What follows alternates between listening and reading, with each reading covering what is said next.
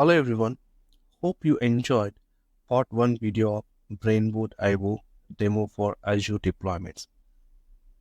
So in this part 2 video, we are going to complete how we can deploy Azure resource group and storage account.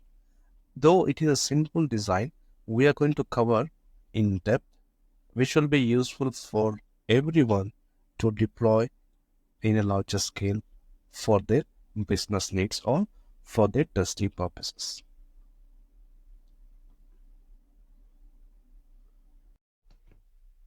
Right. So based on the values that you need, you can just filter it out here and choose the storage account application type and then account there. So the location and this storage account name, we are going through the variables. So that you can use the same code for various other purposes because the code doesn't have any static values. Okay. So similarly, I have chosen the resource group name. So as we have already generated the code for resource group, it is just referring that the resource value instead of the variable directly. It is just referring that value. Okay. So now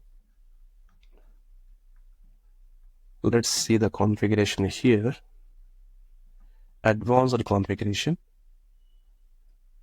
Okay. From this advanced configuration, not only with the default values in the storage account, you also have got various kinds of attributes you need to choose. Okay. If you go through the console, the portal.azure.com, you'll be able to see whatever is needed to create a storage account. Okay. So the hot tier or cool tier, you can just filter it out. I'll make it as hot, and account kind storage version 2. So based on no inputs that I give, the code will get generated on the right hand side. Okay. So I'm modifying the storage account block, and you can see that it is highlighted in purple color. And you can see allow copy scope, cross tenancy, replication enable, default. I'm going with default values. If you want, you can go with this. Let's say I want to enable HTTPS traffic only. I will make it is true. Infrastructure encryption enable, make it as true for advanced security. So I'll go with this default. And large file share enabled, false. Okay. NFS false, public network access false, SFTP false, shared access key false. So you can go with all the values whichever is needed for your requirements, for your business. And even this, the block properties like change feed, whether you need to enable any change retention. Let's say I want to make it like 7 days of change retention. So you can make it the number here and the code will get generated. Let's say if I give it a 7 and content delete retention policy, 7 days, you can allow this course rule, all of this, which you can see in the console. All of these are here in this Brainboard. So you need not to be an expert of Terraform to generate this. You just need to know the basics so that the code will get generated, which can be used for your deployments and for your customers. So delete retention policy, I'll make it as like 7 days. Lost time access, versioning, I'll make it as false. It is not required, or you can make it as true, whichever is in it, right? Restore policy 7 days. So we will also get to know that whether all the values which we have given has got the right things or not. So it will throw an error if it is not the right value. Okay, we'll see that in a bit. Immutable policy, you can select this one as well. I'm not going with these options. I'll just leave it as blank. Network rules, private link access, queue properties. So there are many settings which you can control using this, which is difficult to write on your own Terraform, right? So you can just use this brainboard.io, which has got most of the cloud providers which are there in the market and are leading. Okay, so now I'm not choosing all the options whichever are not required here for this demo. So even for extra attributes, you can see that the count, you wanted to deploy multiple storage accounts, you can use for each statement. Okay, so let me close this. As soon as I close, the code will get generated here. See here, based on the options that I've selected here in this cloud configuration, all of these values has got generated. So if I leave those options as blank, these settings, whichever they are on that, it will get created by default options. It will not choose any other settings. Now, I can click on this planned, so it will show whether all of your code is valid or not. Before you click on this planned, you need to authenticate yourself with your cloud platform. Okay, for that you need to log into Azure platform. So let me show how you can navigate to that, where you need to choose and create a client secret and to get it authenticated. Okay, so now I'm coming back to this console. There's the Azure tenancy which I've got. Go to Enter ID, and here choose the enterprise applications or app registrations. Go with this app registration. So here, click on this new registration. This is a service principal which you need to generate. So before I go through this Azure portal, let's come back to this. So I've got the code generated. This is a simple code, right, where I need to create a resource group and a storage account. That's it. If you keep on adding resources to this design, the code will get generated automatically. So here, click on the cloud providers, choose the cloud provider where you are going to deploy. So in my case, it is Azure platform. I have already got one active connection, which I have generated using this service principal. If I click on this new connection, it will show client certificate and client secret. Click on this client secret. Here you need to provide subscription ID, client ID, tenant ID, and client secret. So I'm going to generate a service principal using this Microsoft Azure AD app registrations. Let's say Brainboard Azure, or I'll say Azure Brainboard demo 1. And I'm going with the default options. Click on this register. It will generate the values. Okay. Copy this client ID, tenancy ID, object ID.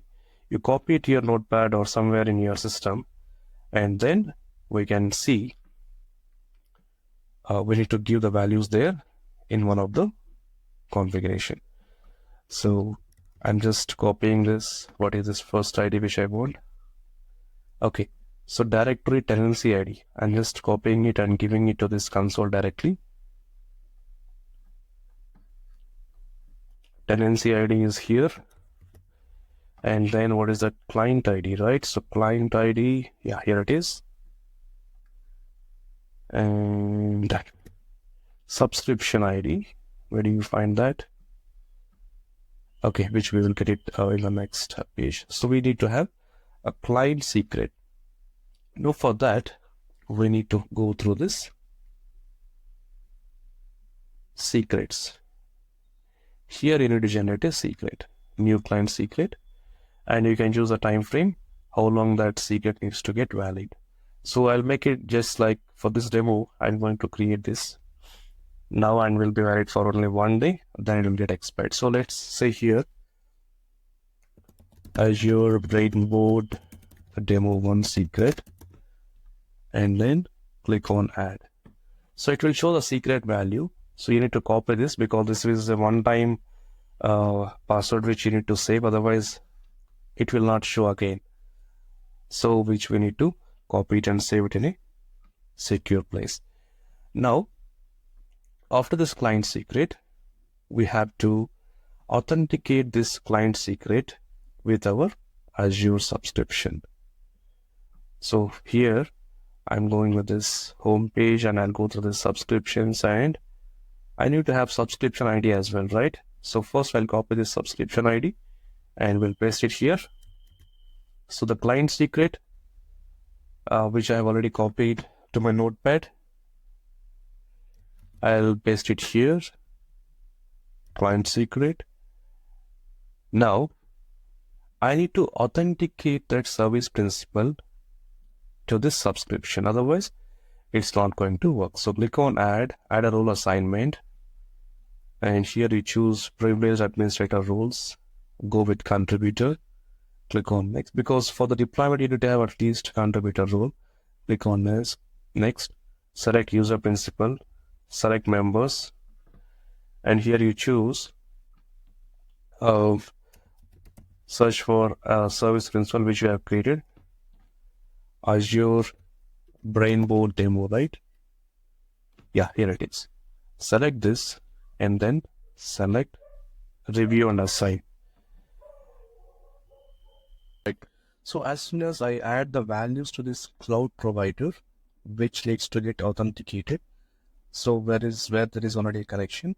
Similarly, if you are working for AWS or GCP or Oracle Cloud, there is a method where you need to add like this tenancy ID, user ID, fingerprint, and all that for OCI. But for Azure, you need to have client secret, you need to have subscription ID, tenant ID, and client secret. And we know how to generate these values using this Azure portal, using app registrations under Intro ID, and then generate the client secrets, which is nothing but a service principle which we have used for this authentication. So I've got already this connection which is successful. If you want to create one more connection, yes, you can create it as well. Now let's try to execute. Let's come back to the design area. Let's try to execute this plan.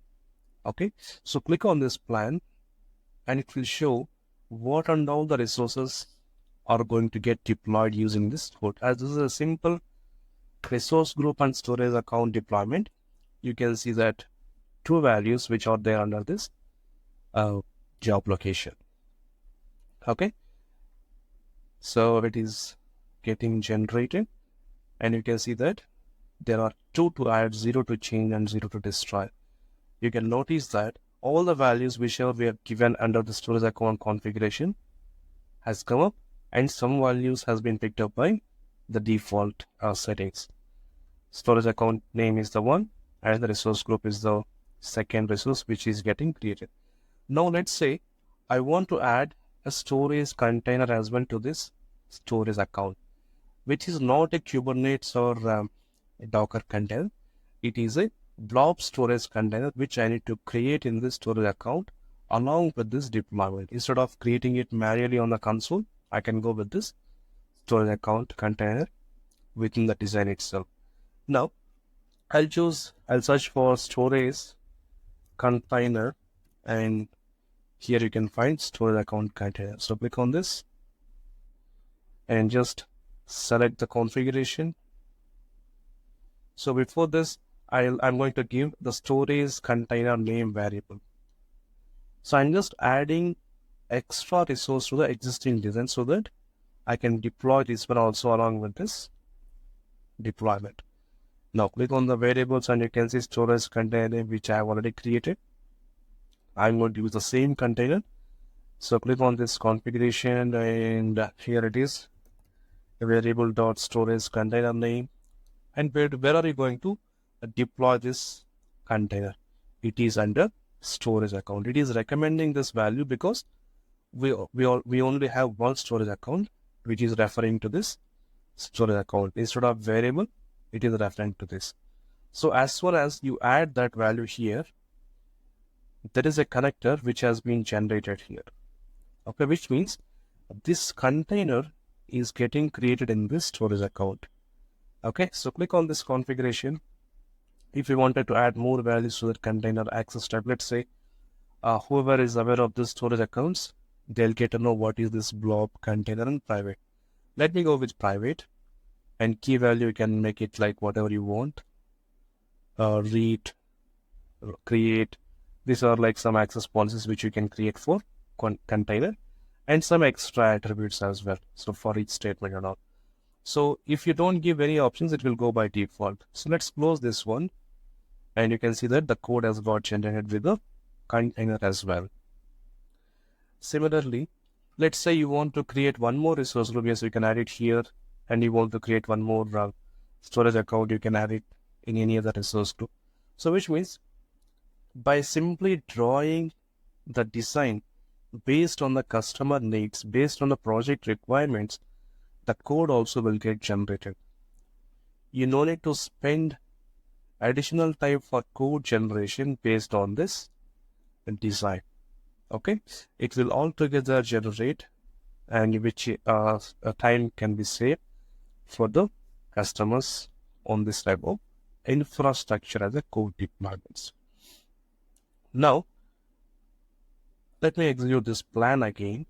You will see 3 resources on this deployment because we have just added container.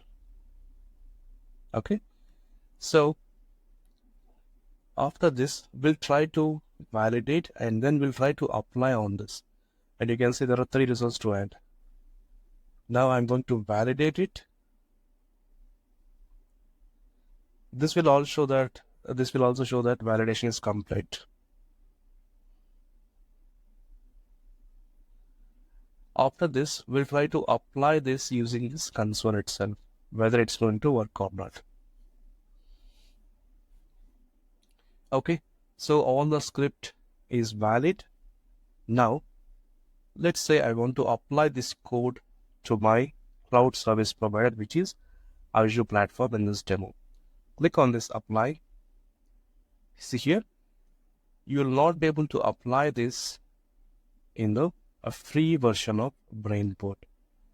However, you can still generate unlimited architectural diagrams, unlimited code for your needs. But if you wanted to apply using this Brainboard, you need to upgrade your plan from starter version to the free version to starter edition or enterprise plan, where you can use remote backend and all. So those who are aware of this Terraform already,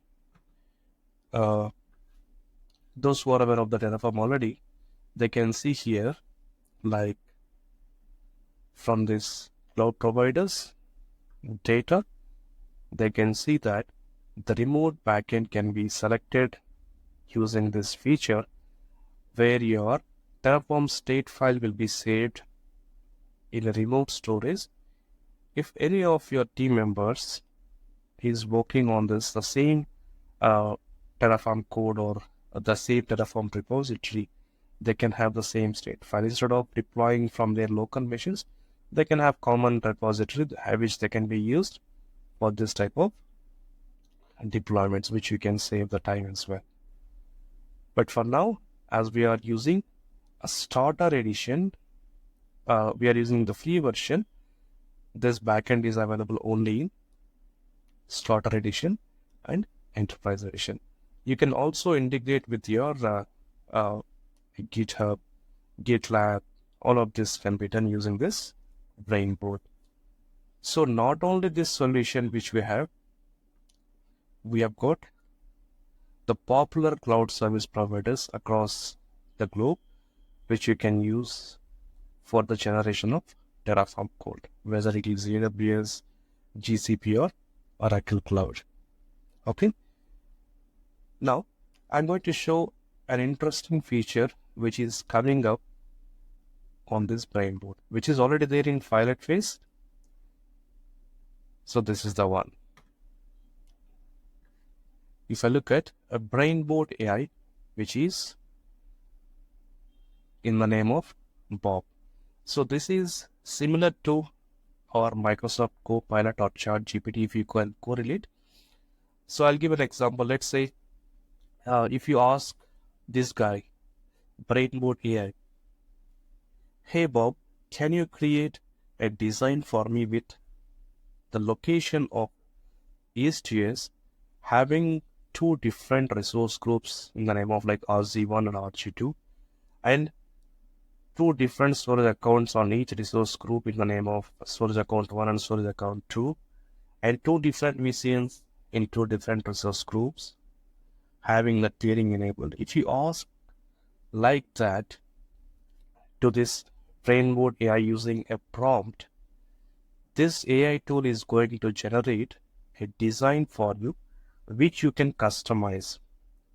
As soon as the design is generated, the code also will get generated, which means you are just writing the prompt design is getting generated, just like we have drawn here in this. And then as soon as you have the design generated, by default, the code also will get generated. So this is the cool feature where this Brainboard is bringing up for the business. It is still under a kind of early access, or I would say pilot phase, where there is a limitation to get access to that tool yet. Okay, so once it is generally available, I'm going to come up with one more video with all the features that the Bob AI or Brainboard AI supports with the help of prompt. Here, we are using our manual approach where we can design and we can add whatever the components that we need, just like the storage container and all of this. Okay, so you can create storage account, and but for storage container, again you can go to console and create. But what if I want to create everything all together within the Terraform code using this in the Azure platform? So you can use this brainboard.ai platform. Okay, so you can see all the code has got generated. You have seen what are all configurations I have done for this, and you have seen how to execute this plan and all. And if you want to download this Terraform files, you can use all this option like download all files, which you can execute using a different method. Okay, so providers, you don't need to write, everything is already here. And if you look at the variables, all the variables, whatever we have added here, this graphical interface, you can see that here in this section. Okay, happy learning. If you like this video, please like, share, and subscribe.